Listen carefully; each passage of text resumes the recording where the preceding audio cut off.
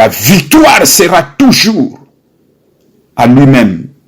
Et ça serait le guerre d'Armageddon. Une longue paix sortira de la bouche du Seigneur Jésus pour détruire tous les faux serviteurs de Dieu, tous les moqueurs et tout le monde qui ne marchait pas selon le principe de Dieu. Et les hypocrites seront dévastés avec une longue épée qui sortira de sa bouche. Alléluia.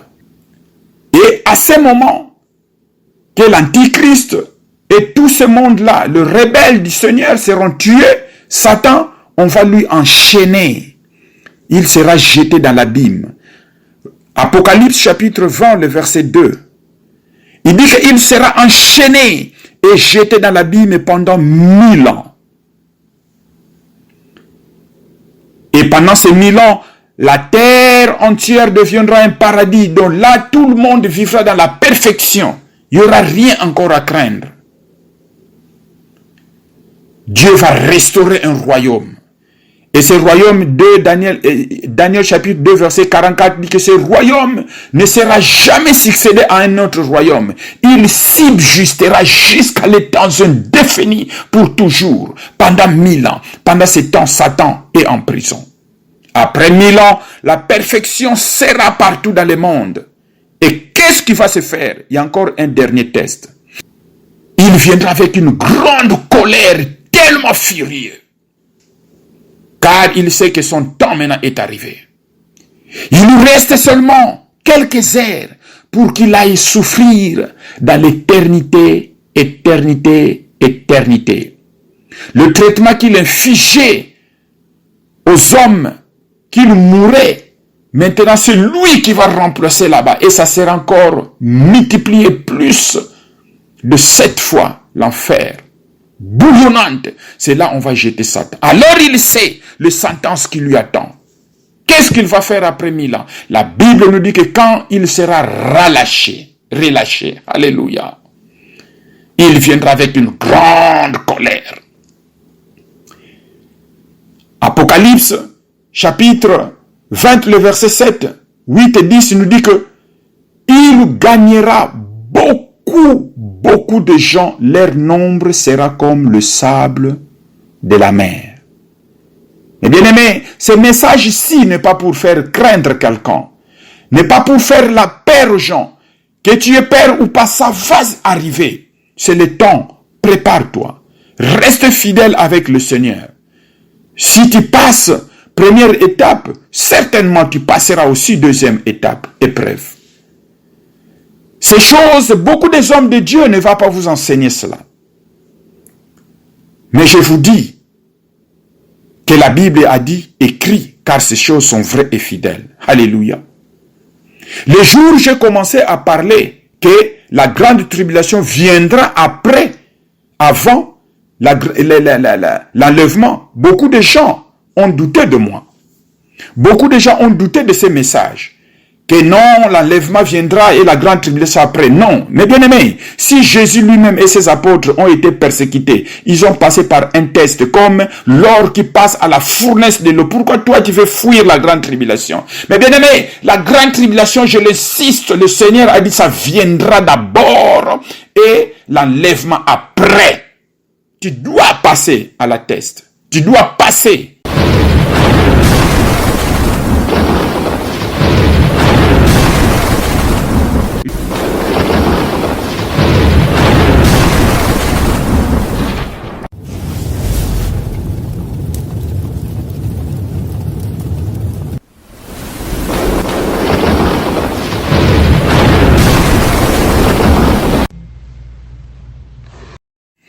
Hosanna, peuple de Dieu, c'est moi, votre frère Aaron. Je viens encore une fois de plus devant vos postes télévisés, devant vos téléphones, devant vos portables, devant vos ordinateurs pour parler les saints secrets que beaucoup des enfants de Dieu oublient. Aujourd'hui, beaucoup de gens disent toujours que Jésus-Christ vient bientôt. Jésus-Christ vient bientôt, mes bien-aimés. C'est une chanson qui est maintenant partout. Est-ce que vous savez réellement pourquoi il revient? Beaucoup de gens pensent tout simplement qu'il revient justement parce que il vient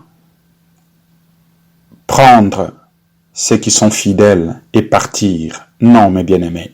Il y a beaucoup de raisons qui font en sorte que le Seigneur revient pour la deuxième fois. Alléluia. Avant que nous connaissions la raison vraiment pourquoi le Seigneur revient, je demande l'assistance des Saint-Esprit afin que ces derniers puissent nous guider pour que nous comprenions exactement. Soyez connectés, mes bien-aimés. Il y a les secrets que vous allez comprendre dans ces messages que le Seigneur m'a révélé, qui est dans votre Bible. C'est pour cette raison, nous devrons vraiment lire la Bible et comprendre les saints secrets. Demandons à Saint-Esprit qu'il puisse nous révéler ce qui est caché de Dieu. La Bible que vous portez là, mes bien-aimés, contient tout. Malheureusement, les enfants de Dieu ne veulent pas lire la Bible. Alléluia. C'est pour cela que je vous invite à une courte prière. Suivez ces messages jusqu'à la fin, mes bien-aimés. Vous découvrirez beaucoup de choses que vous ne connaissez pas. Le temps actuellement, c'est de chercher le vrai serviteur de Dieu qui marche dans sa crainte, qui cherche à aider les enfants de Dieu à nettoyer les robes pour que, quand le Seigneur viendra, vos robes soient trouvées sans tache, sans défaut, immaculées, pour que vous soyez acceptés devant le trône majestueux de votre Père céleste. Si ta robe a des taches, mais bien aimé, tu ne partiras pas. Il y a beaucoup de choses que nous devons comprendre. Amen. Saint-Esprit, merci de ce temps merveilleux que tu nous accordes. Merci pour ce temps, ô Seigneur. Je demande que ces messages changent quelqu'un. Ces messages, Seigneur, puissent entrer dans l'esprit, l'âme et le corps de quelqu'un, puisque qu'ils puissent changer pour que nous tous, nous soyons prêts pour ta venue. Quand ils disent toujours que Jésus-Christ vient bientôt, mais ils ne savent pas exactement ce que tu viendras faire. Avec les révélations que tu nous as données, Seigneur, merci pour ce grand privilège et d'avoir donné cela à tes enfants. Que l'esprit d'incrédulité, Seigneur, puisse être loin d'eux. Donne-leur un cœur humble. Donne-leur, Seigneur, la compréhension des saints secrets des choses de Dieu, pour qu'ils soient trouvés comme une épouse qui attend son mari.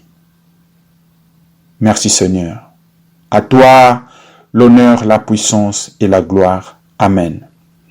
Mes bien-aimés, ce message intitulé « Pourquoi Jésus-Christ doit revenir ?» C'est une chanson partout, on dit Jésus-Christ vient bientôt. Mais est-ce que tu t'es demandé déjà la question pourquoi il revient et qu'est-ce qu'il vient faire? Alléluia. Nous avons quelques points que nous allons énumérer. Soyez connectés, mes bien-aimés. Ce sont les révélations que le Seigneur m'a permis de venir vous donner. Nous avons 7 points.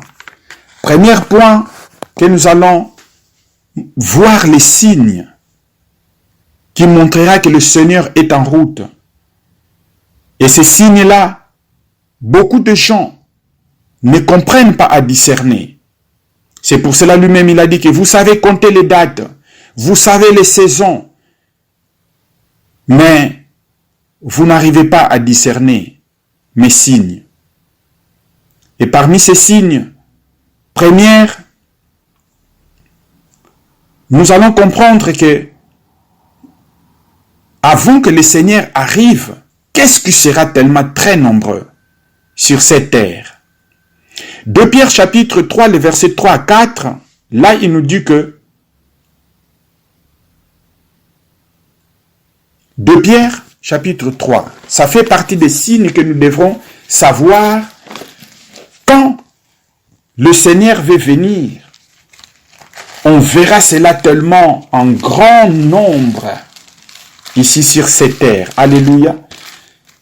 2 Pierre chapitre 3, les versets 3-4. Il dit ceci.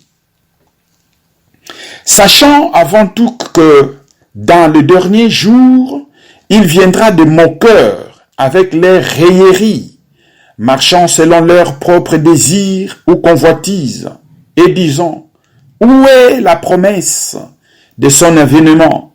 Car depuis que le Père sont morts, tout demeure comme de le commencement de la création.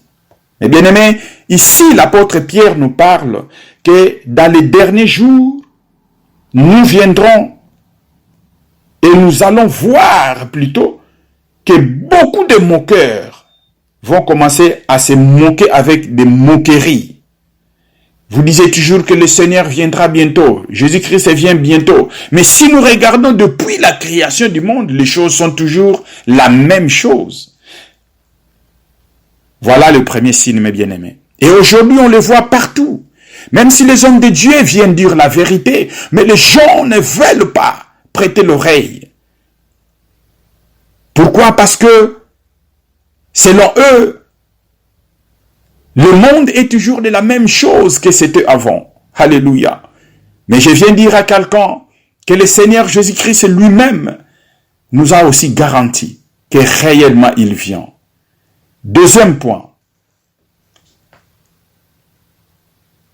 Dans la Bible, nous allons voir plus de 333 fois qu'ils ont parlé à la venue de Christ. D'abord, première arrivée quand il était venu, et deuxième fois quand il va encore revenir. Et quand il est venu, mes bien-aimés, il est venu comme un négociateur.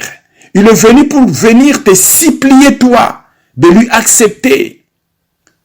Il est venu quand il est rentré à Jérusalem. Il est rentré sur un agneau. Alors l'agneau à l'époque, c'était un signe de la paix. Quand un roi, par exemple, déclenche une guerre avec une autre ville, prenons par exemple les enfants d'Israël, déclenchent la guerre avec les Philistins, par exemple, et les Philistins voient que non, les enfants d'Israël sont plus forts.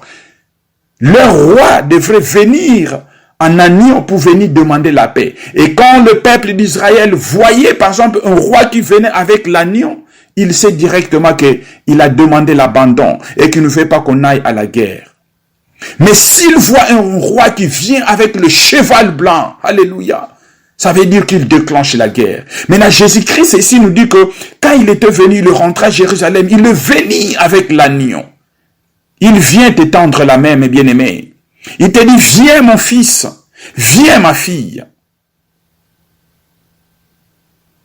Mais les promesses qu'il revient plus de 333 fois et plus de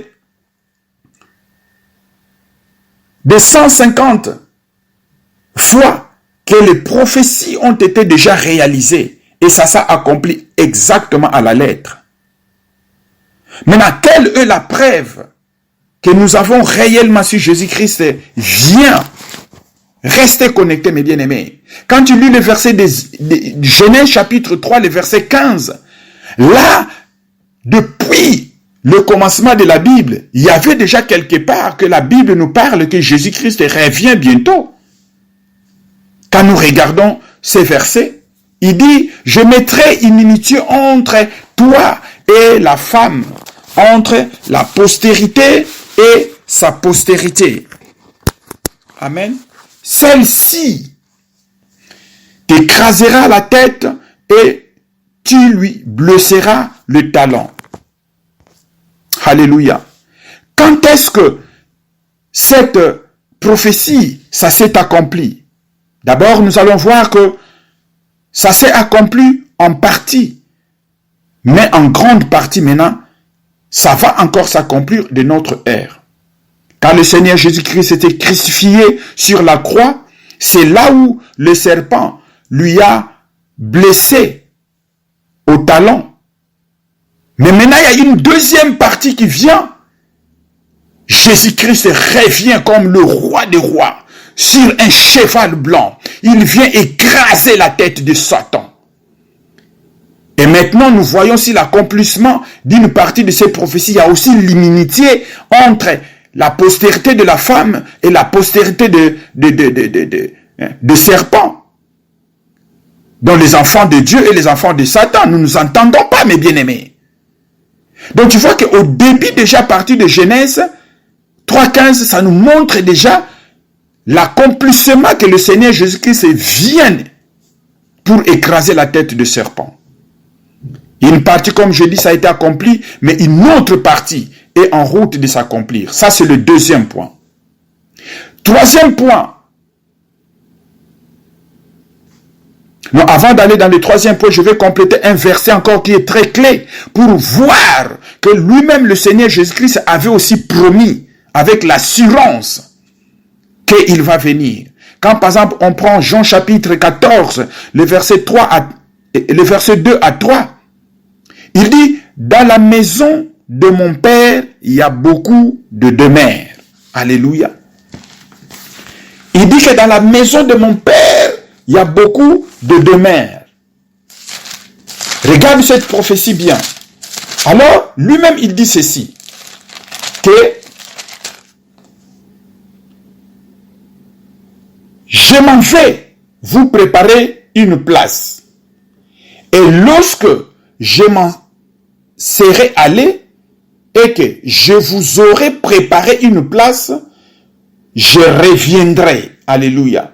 Et je vous prendrai avec moi afin que là où je suis, vous y soyez aussi. Amen. Il dit très bien que je m'en vais vous préparer une place. Pourquoi? Parce que dans la maison de mon Père, il y a beaucoup de demeures. Mais bien aimés, suivons d'abord attentivement. Jésus-Christ, c'est pourquoi il revient. D'abord, nous devrons savoir qu'il revient parce que lui-même nous a promis cela. Il y a beaucoup de demeures. Beaucoup de demeures même sont vides.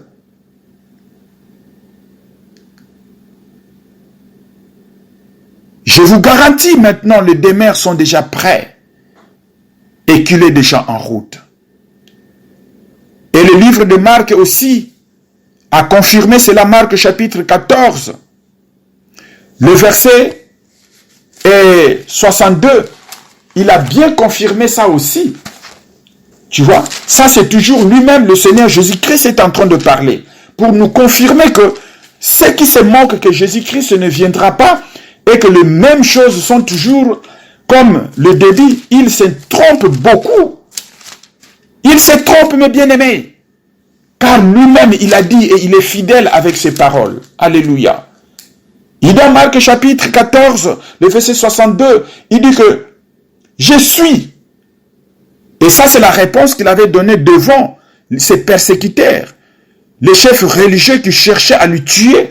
Quand ils ont demandé, est-ce que tu es le Fils de Dieu? Lui il dit, oui, je le suis. Et vous verrez le Fils de l'homme assis sur la droite de la puissance de Dieu et venant sur le niais du ciel. Alléluia. Il a confirmé cela, qu'il est en train de venir. Vous allez voir que le Fils de l'homme, il est assis sur la droite de notre Dieu tout-puissant. Et je vais revenir encore avec le niais. Alléluia. Voilà la confirmation. Amen. Merci Seigneur. Et beaucoup plus de preuves encore que nous pouvons lire dans la Bible, comme je vous ai dit, plus de 333 prophéties. De Genèse jusqu'à Apocalypse, que le Seigneur vient. Et même à l'Apocalypse 22, 20, il est dit, je viens rapidement. Je viens bientôt. Il dit ça très bien. Maintenant, troisième point, que le Seigneur Jésus-Christ vient, d'abord parce qu'il a un plan avec l'Église. Comment le Seigneur Jésus-Christ considère l'Église? Quand il est mort sur la croix, mes bien-aimés, il a fait l'alliance avec l'Église. Il a payé la dot. La dot qu'il a payée, c'est sa vie qu'il a versée, qu'il a donnée. C'est son sang qu'il a versé pour toi. Parce que Ésaïe chapitre 54, le verset 5 nous dit que nous sommes la femme de Dieu, la femme de Christ. Mais malheureusement, nous sommes l'épouse de Christ. Est-ce que toi, mes bien-aimés, tu te conduis vraiment digne comme l'épouse de Christ? Est-ce que tu marches vraiment dans la crainte comme vraiment l'épouse de Christ? Tu vois, il a un plan pour l'Église. Quel est son plan? Il a laissé sa femme depuis longtemps. Il a besoin maintenant qu'il puisse venir chercher sa femme. Est-ce que sa femme est restée fidèle pour lui? Comment maintenant un homme prend soin de sa femme? Comment un homme prend soin de sa femme?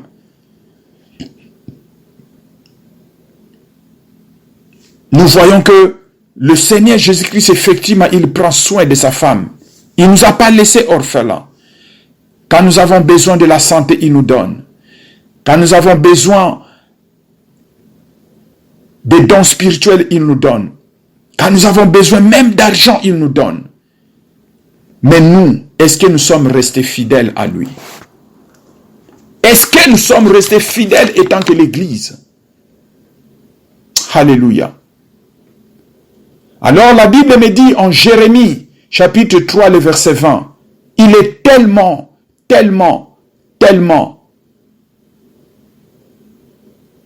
dans la crainte. Le Seigneur Jésus-Christ, mes bien-aimés, pleure nuit et jour. Il regrette le comportement de sa femme qu'il a laissé.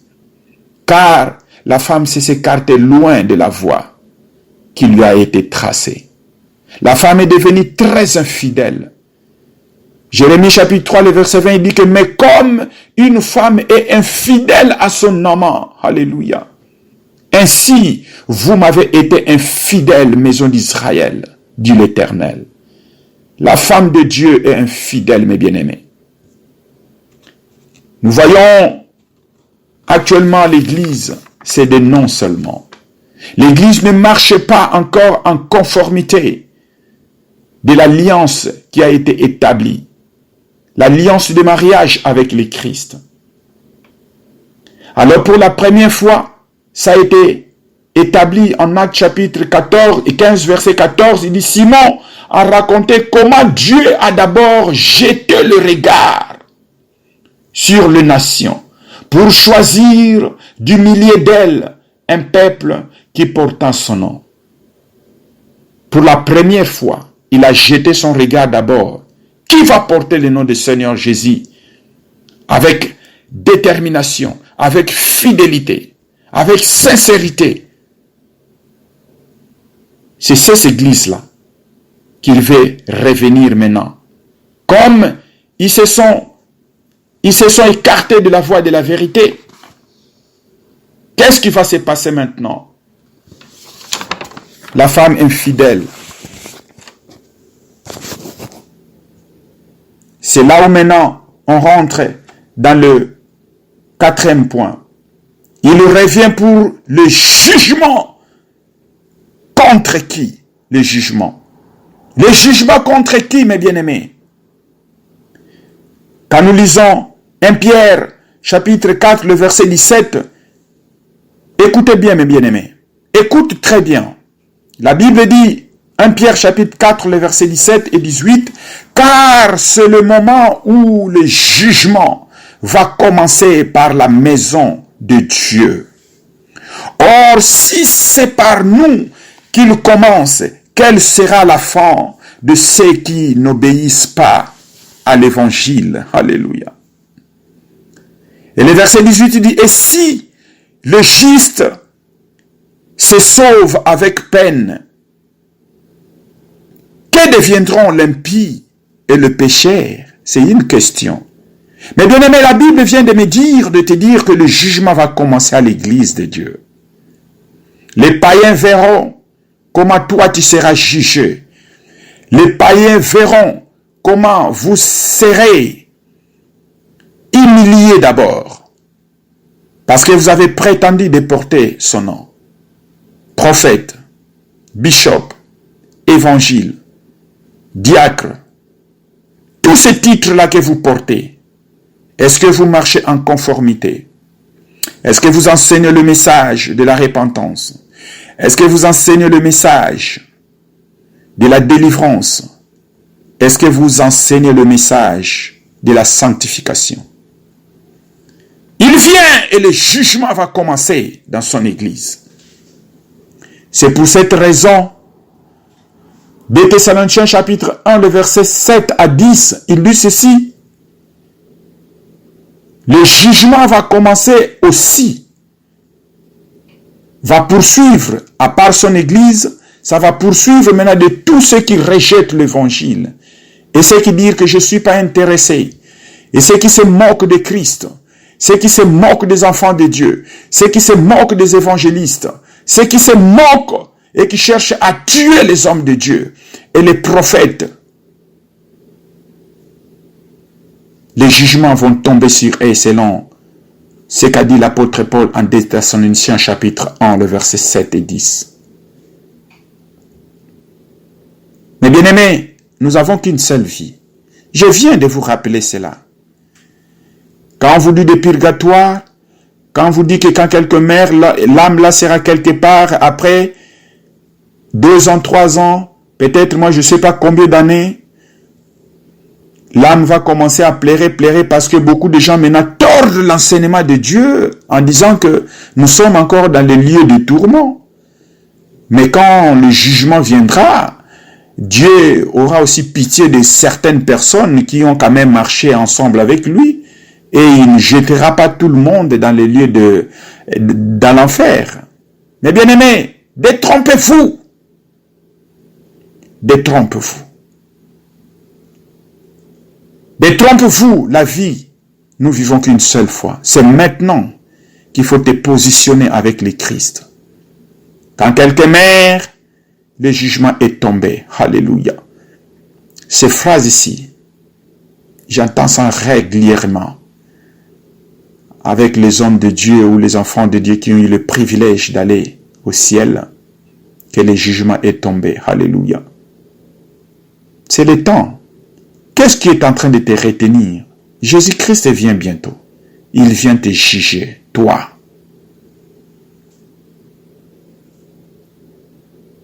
Toi. Dormir et se réveiller n'est pas une habitude, mes bien-aimés. Qui t'a dit que tu vas te réveiller demain?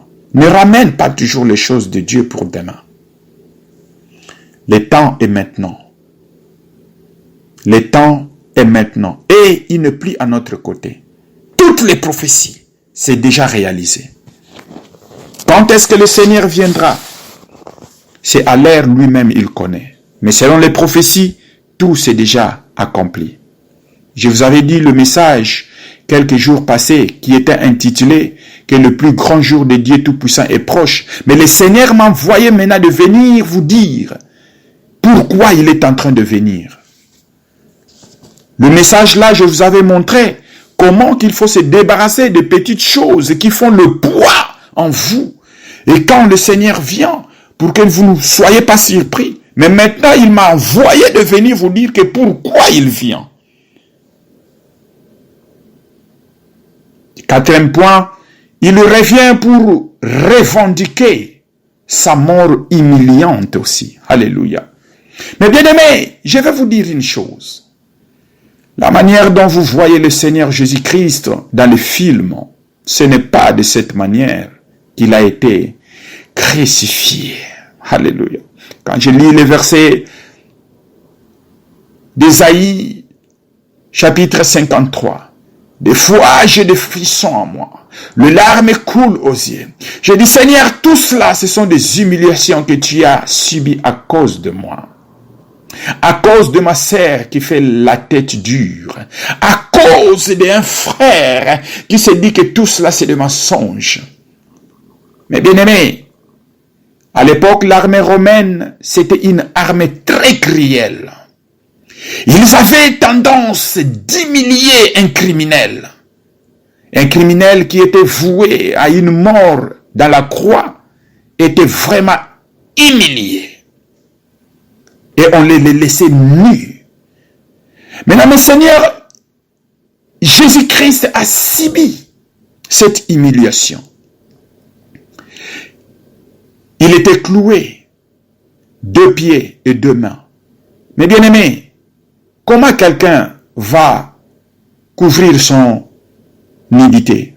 Le film que vous voyez de Jésus, je viens vous dire, et avec garantie, que le Seigneur Jésus-Christ était laissé nu devant tout le monde. Si on lui laisse l'habit qu'il porte là, c'est justement parce que il ne veut pas profaner les gens pour regarder ce film. Et aussi, il n'était pas cloué sur un bois qui était très lisse comme ça, comme vous le voyez dans les églises. Mais bien aimé, c'était un bois qui avait des épines partout. Parce qu'il était compté comme un criminel. Comment vous voulez que d'autres criminels subissaient des morts humiliantes nues devant le public et que Jésus, on allait lui laisser avec un habit? Non, mes bien-aimés. Nuit à cause de toi. C'est pour cela qu'il revient pour venir revendiquer sa mort humiliante. La Bible nous dit en Révélation, chapitre 1, le verset 7, que tout il le verra quand il vient avec un cheval blanc. Il déclare la guerre contre tous ses ennemis. Il dit que tout il le verra, même ceux qui l'ont percé. Il vient dans le nuit pour revendiquer sa mort humiliante. Matthieu chapitre 26, le verset 67 à 68 nous dit, là-dessus, ils lui crachèrent au visage et lui donnèrent des coups de poing et de souffler en disant, Christ, prophétise, dis-nous, qui t'a frappé? Regarde un peu cette moquerie-là. Mais bien-aimé, rends-toi compte, mets à la place du Seigneur. Loin de là même, je vais te dire, si toi, quelqu'un crache de toi, justement sur tes pieds, ou bien quelqu'un a jeté le crachat et ça te prend seulement dans les habits, comment tu vas réagir? Mais le Seigneur Jésus a subi tout cela. Chacun des soldats romains venait à la figure. Tout, il jette les crachats et puis il passe. L'autre encore vient, tout, il jette les crachats, il passe. L'autre encore vient, tout, il... Oh Seigneur. Le temps est venu. Il vient revendiquer cette mort. Ça, c'est le 5e point. Pourquoi il revient encore? 6e point, il revient pour faire la guerre à tous ses ennemis et antichrist. Ésaïe, chapitre 63, le verset 1 à 4.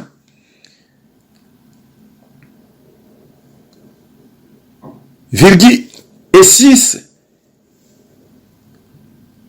Mais bien aimé, ici, le verset ici nous dit que il portera une robe rouge. Tu sais, le Seigneur est le Seigneur. Tantôt ça change blanc, tantôt ça change rouge, tantôt ça change. C'est comme l'arc-en-ciel. Le ciel, c'est comme ça, mes bien-aimés. Rouge signifie quoi? Signifie la vengeance, la justice et la guerre avec une grande multitude d'armées célestes, d'anges. Il viendra. Et pendant qu'il va venir, écoute bien encore pourquoi il vient. Pendant qu'il va venir à ce niveau, la Bible nous dit que le roi de la terre seront poussés par l'antichrist pour qu'il puisse faire la guerre avec Christ. Cela va provoquer maintenant la guerre qu'on appelle Armageddon. Alléluia. Mais bien aimés, il faudrait que vous sachiez tout cela. Ne pensez pas seulement que Jésus-Christ vient justement dans l'enlèvement. Non. Il y aura des événements qui vont faire montrer que le Seigneur Jésus-Christ, le roi des rois, est là. La Bible nous dit que le ciel ne donnera pas les étoiles. Et la lumière sera obscurcie. Il n'y aura plus de lien. Tout l'univers sera très noir.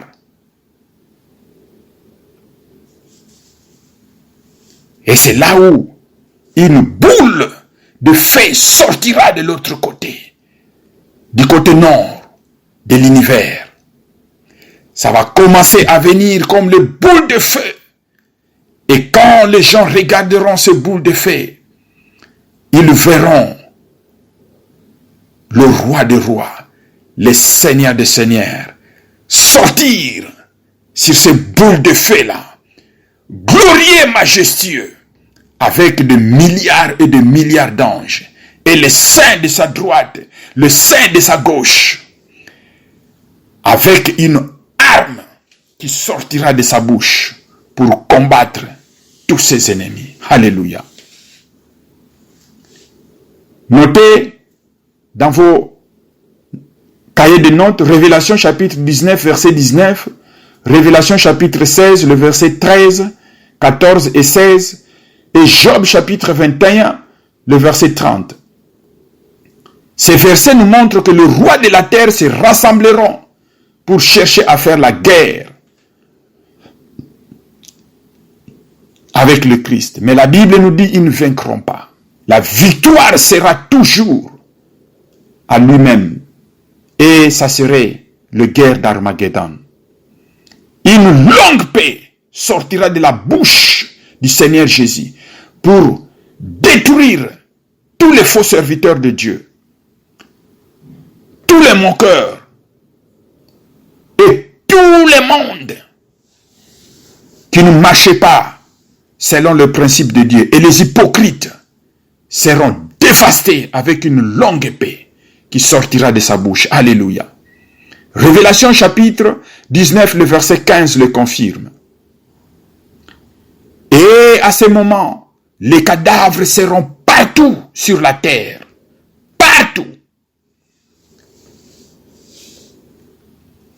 Comme ceux qui seront sauvés seront peu nombreux seulement, qui peut enterrer tous ces cadavres-là qui seront tués par le paix de notre Seigneur Jésus? Il n'y aura personne. Alléluia. Alors Dieu a prévu quelque chose. Révélation chapitre 19, le verset 21, il a dit, il va faire l'invitation à tous les oiseaux du ciel. Les vautours, les corbeaux. Mais bien aimé, Dieu c'est un prévoyeur, il connaît. Il a créé ces oiseaux pour un temps qui vient devant nous.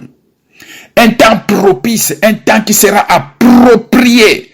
La Bible nous dit qu'il les invitera. Venez se festoyer, car votre temps est venu pour réjouir de chair des humains, des antichrists, des faux prophètes. Vous ne serez pas enterrés. Vos corps seront mangés, seront picotés.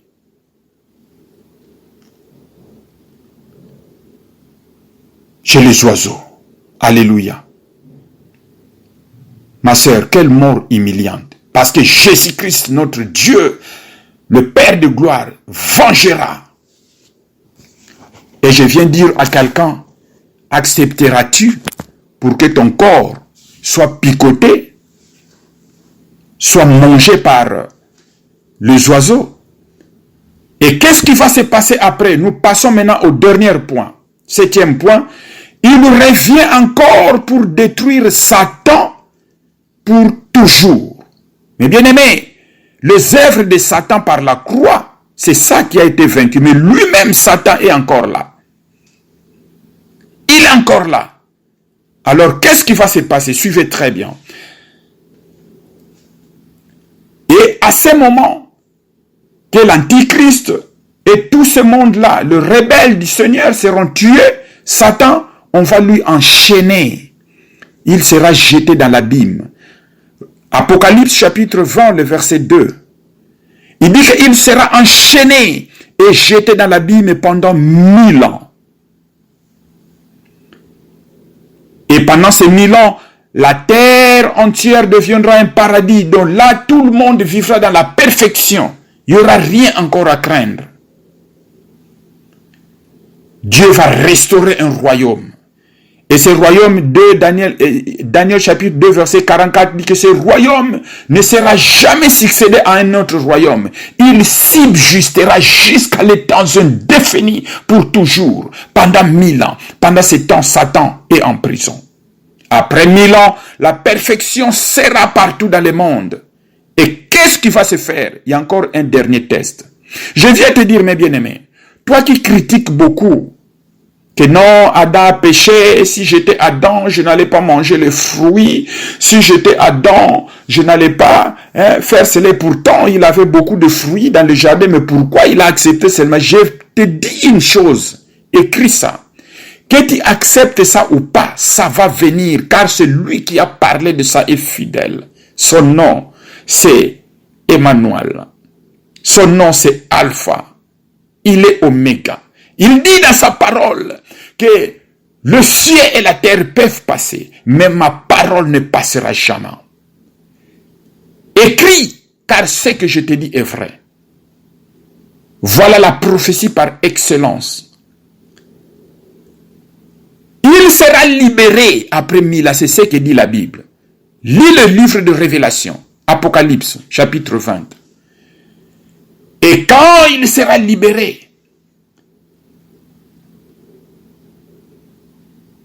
il viendra avec une grande colère, tellement furieux.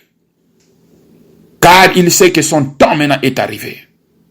Il lui reste seulement quelques heures pour qu'il aille souffrir dans l'éternité, éternité, éternité. Le traitement qu'il infligeait aux hommes, qu'il mourait, maintenant c'est lui qui va remplacer là-bas. Et ça sera encore multiplié plus de 7 fois l'enfer, bouillonnante. C'est là on va jeter Satan. Alors il sait le sentence qui lui attend. Qu'est-ce qu'il va faire après 1000 ans? La Bible nous dit que quand il sera relâché, alléluia, il viendra avec une grande colère. Apocalypse, chapitre 20, le verset 7, 8 et 10 nous dit que il gagnera beaucoup de gens, leur nombre sera comme le sable de la mer. Mais bien aimé, ce message ici n'est pas pour faire craindre quelqu'un, n'est pas pour faire la peur aux gens. Que tu aies peur ou pas, ça va arriver. C'est le temps, prépare-toi. Reste fidèle avec le Seigneur. Si tu passes première étape, certainement tu passeras aussi deuxième étape, épreuve. Ces choses, beaucoup des hommes de Dieu ne vont pas vous enseigner cela. Mais je vous dis que la Bible a dit, écrit, car ces choses sont vraies et fidèles. Alléluia. Le jour où j'ai commencé à parler que la grande tribulation viendra avant l'enlèvement, beaucoup de gens ont douté de moi. Beaucoup de gens ont douté de ces messages. Que non, l'enlèvement viendra et la grande tribulation après. Non, mais bien aimé, si Jésus lui-même et ses apôtres ont été persécutés, ils ont passé par un test comme l'or qui passe à la fournaise de l'eau. Pourquoi toi tu veux fuir la grande tribulation? Mais bien aimé, la grande tribulation, je l'insiste, le Seigneur a dit ça viendra d'abord et l'enlèvement après. Tu dois passer à la test. Tu dois passer. Il a dit que celui qui rentrera dans mon royaume, il rentrera avec les tribulations. Toi, tu veux t'échapper des grandes tribulations. Pourquoi? Tu vas passer. Soyez prêts. Prépare-toi. Et c'est la même chose, vous allez douter de ce message. Lis le livre de l'Apocalypse, éclair noir sur blanc. Il sera relâché, il gagnera encore beaucoup déjà, bien que dans la perfection.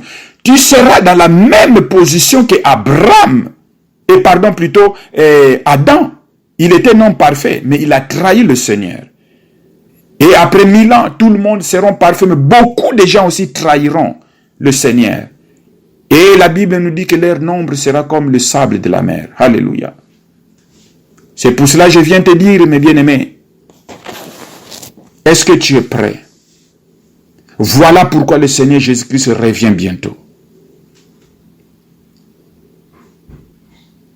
L'apôtre Pierre dit, c'est lui qui nous a appelés est saint. Vous aussi, vous devrez être saints. Nous aussi, nous devrons être saints. Moi aussi, je dois être saint. Il n'y a pas d'excuse. Tu dois être saint. Si Dieu lui-même, le Père, a livré son Fils pour venir mourir, il lui a livré. Habakkuk nous dit, le jour le Seigneur, son Fils bien-aimé, son Fils unique engendré, il n'avait plus d'espoir. Sur la croix, il est crié, Élie, Élie, là-bas, Sabachthani. Ça veut dire, mon Dieu, pourquoi m'as-tu abandonné? Et à ce moment, comme le Seigneur est pire, le Seigneur est saint, il ne pouvait pas regarder quelqu'un qui est saint. Habakkuk nous dit, il a tourné sa face de l'autre côté. Alléluia. Et le Seigneur s'est senti trahi. Pourquoi? Parce qu'il a porté le péché de tout le monde entier. Mais bien-aimé, est-ce que tu es saint? Est-ce que tu es prêt? Est-ce que tu fais l'effort de marcher dans la sanctification? Est-ce que tu fais l'effort d'être fidèle comme l'épouse de Christ? Pour que quand il vient ces dernières fois pour revendiquer sa mort, que tu sois épargné. Premier test. Est-ce que tu passeras le deuxième test où la Bible nous dit que ce que le diable gagnera encore sera plus comme le sable de la mer? C'est pour cette raison, mes bien-aimés, je vais vous dire une chose. C'est maintenant qu'il faut commencer à combattre de mauvaises habitudes que vous avez. Si vous n'arrivez pas à combattre ces mauvaises habitudes, ça serait le pire d'achoppement quand vous allez passer 1000 ans. Si vous passez le premier test, quand vous allez passer 1000 ans, vous risquez de trébucher encore avec le même erreur. À ce moment-là, il n'y aura plus de pardon. Il n'y aura plus d'excuses. Bref, ce que nous sommes en train de voir maintenant, les épreuves, et comment les antichrists, les faux prophètes ont tordu le message de Dieu. Après 1000 ans, ça sera encore plus parce que le diable sera vraiment en colère. Néanmoins, nous serons parfaits. Beaucoup de gens auraient déjà le jugement. Il faudrait que vous sachiez ces choses ici, le peuple de Dieu. Parce que si vous ne le savez pas, peut-être quand vous allez passer l'Armageddon et que vous êtes sanctifiés, nous tous maintenant nous sommes au ciel. Là où on appelle le paradis, avant d'arriver aux gloires de notre Père, là où nous sommes réservés éternellement, le paradis est là. Vous allez penser qu'on se limite là. Non, on ne va pas se limiter là. Après 1000 ans, c'est comme l'écolage qu'on va commencer à faire, la formation. Et après cette formation, les tests viendront encore, afin que nous soyons maintenant complètement logés dans la gloire éternelle de notre Dieu. Alléluia. Mes bien-aimés, voilà la révélation que je viens vous amener maintenant. Je prie que le Seigneur vous donne un cœur, que le Seigneur continue à vous sanctifier. N'abaissez pas. C'est au contraire, c'est le temps de s'humilier. C'est le temps de chercher en profondeur le Seigneur. La Bible dit, celui qui manque de la sagesse, qui le demande, il lui donnera. Il donne, c'est un Père merveilleux. Un Père plein de bonté. Partagez ce message, tu risques de sauver quelqu'un la vie. Partage cela. Ce sont des révélations que vous ne pouvez jamais entendre partout. Ce sont des révélations que les hommes de Dieu, soi-disant, ne veulent pas enseigner pour préparer leur population, leur peuple.